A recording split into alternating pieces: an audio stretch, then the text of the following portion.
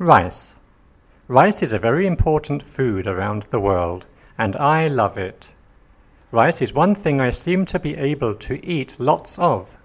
It doesn't matter if there's a mountain of rice on my plate. I can eat it all. Billions of people eat rice every day. Billions of people probably eat rice 3 times a day. I could eat rice 3 times a day, but I don't. I'm not sure if I could eat rice for breakfast. That's because I'm English. Lunch and dinner are different. I can eat lots of rice then.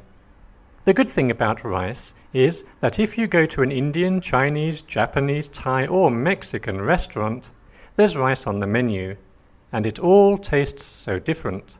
Indian basmati rice with curry is awesome. Japanese rice in sushi is heaven, and Thai rice is unbeatable. Rice. Rice is a very important food around the world, and I love it. Rice is one thing I seem to be able to eat lots of. It doesn't matter if there's a mountain of rice on my plate. I can eat it all. Billions of people eat rice every day. Billions of people probably eat rice 3 times a day. I could eat rice 3 times a day, but I don't.